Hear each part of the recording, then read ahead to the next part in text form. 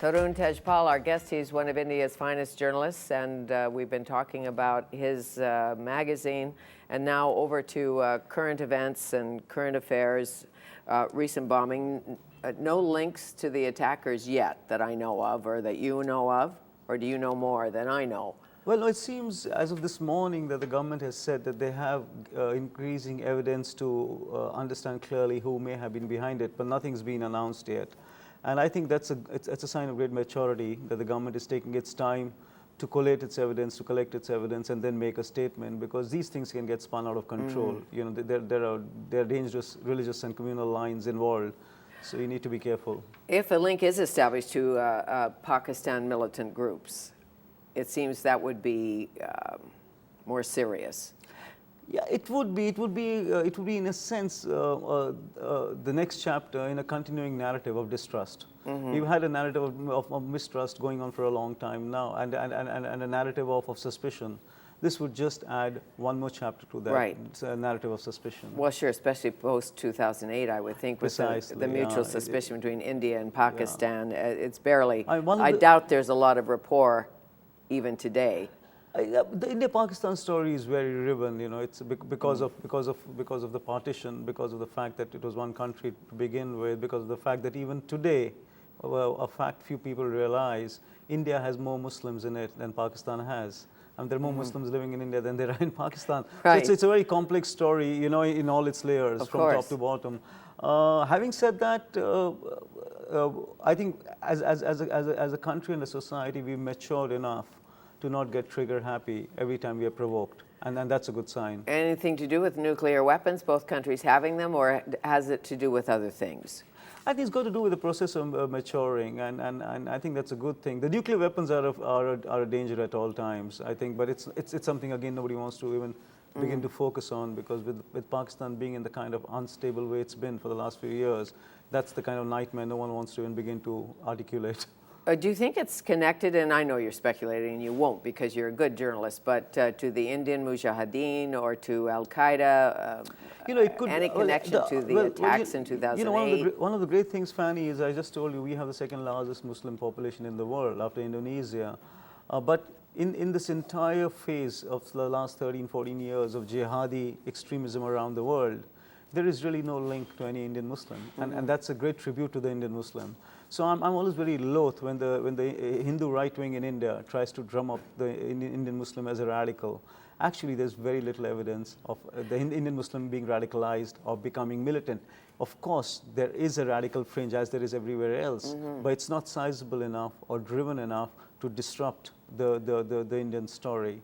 So that's why I said I'm glad that the Home Minister has not jumped to conclusions, that the police have been restrained from declaring a certain group or the other.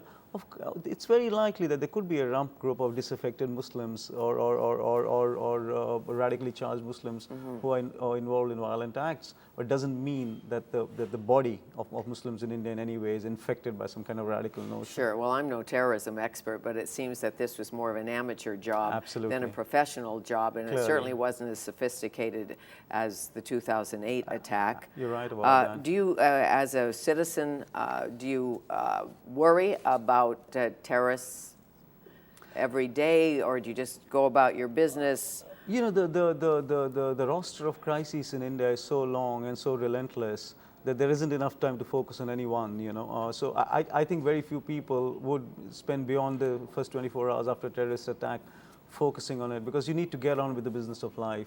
There are jobs to be done, there's money to be earned, the children to be sent to school. The resources are finite, the demands on it are infinite. Yes. So it's you know, it doesn't, and in that sense it goes on. It doesn't become a stalling point. We don't hit a note of paralysis every time there is a terrorist attack. And I think that I said that when 9/11 happened in America, that one of the things the West can actually learn from an old civilization like India is learning to cope. So I think over millennia, we've learned to cope with disaster probably better than most others. Well, I read a quote today in the paper that people were certainly afraid after an attack, but they all went to work because they were more afraid of losing their job. There you go. pretty practical. The demise of Osama bin Laden affect anything in India, affect anything in Pakistan, affect anything in America, really? Well, I'm sure it brought a sense of gratification in America. I would be surprised if it didn't, because he was very damaging of the American idea of itself. In India, there was just the prudent interest there is in these things, nothing beyond that. Not one person was out on the road either for Osama or against Osama. It was something that happened, and in the way that we consume news from all across the world, we consumed it and talked about it for half a day, and that was it. That was it. Now, you graduate in economics from Punjab University, went into journalism, obviously have a love of words and perhaps numbers, but you were quoted as saying your novel, your first novel, I believe, The Alchemy of Desire, was one of the best things you've ever done. Well, you know, when I was a young man growing up, I think I wanted to be a literary novelist. I mean, but there was no vocation in 1983 in India to be of a novelist, and so the second best thing was to become a journalist. And I also needed to get married, so I needed to get on with it before my wife, my current wife, was married off to somebody else. No starving writer, you.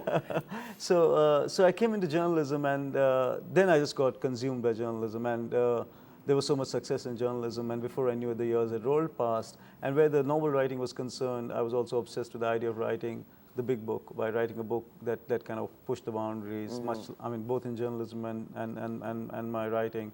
That's the kind of thing that obsesses me, the idea of being subversive, the idea of challenging the status quo, the idea of pushing the boundaries, because I believe that is my vocation. The vocation, both as a journalist and a novelist, is really a subversive vocation. It's always to challenge the status quo. It's not to provide reassurances. My job is to actually provide sleepless nights, both as a journalist and as a writer.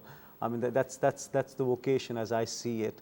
So it took me a long time to actually find the time and the words to start my first novel. And it's curious that it came to me at the worst time of my life. I began to write my first novel at a time when I was waging this insane battle against the Indian state after we'd broken the big story. And I was on television every single night fighting the sort of propaganda machine of the state, trying to kind of get them off my back. And in the middle of all this chaos, the words began to beat in my head. And I just opened up my laptop and I began to write, and I wrote for 19 months without pause, and the book was done. And I just put it in an envelope and I sent it to my agent in London, and he loved it, and that was it. The power of fiction, the power of fiction, it took you away, and it freed you in a sense. Absolutely. You said it well. What it really did was, it's the kind of delusion art can create. So while I was involved in this insane battle with the Indian state, that the writing of the book, which lay at the heart of my day, whenever I could find time, in the kind of illusion it fosters, the writing of the book became my real life, and everything else was just stuff to be dealt with. And I often think that the writing of The Alchemy actually provided me the space and strength to fight my battle and win it, because it became the solid core at the heart of my life and day.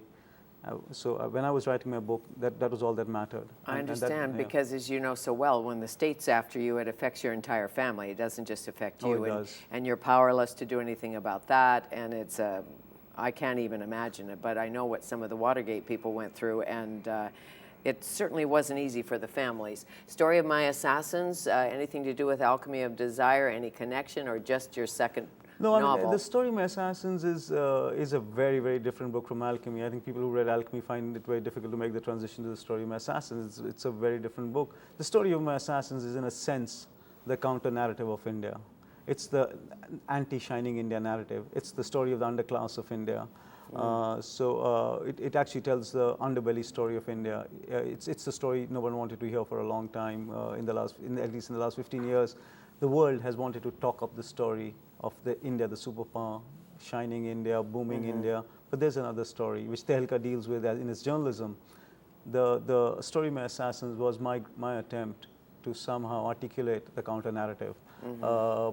It's a very complex book in its tonalities and its cast of characters, but the response to it has been very, very heartening. Very, very heartening. So they're very different books. One is really, in a sense, about love and desire, and it tries to push the boundaries of examining those emotions and the way the pathologies of those emotions play themselves out.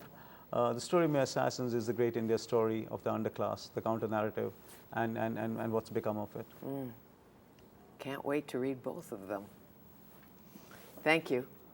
Nice to Welcome, meet you, Fanny. and you'll be Pleasure to be here. speaking this evening, 7 p.m. SFU Woodward's, part of the Indian Summer Festival, about the idea of India.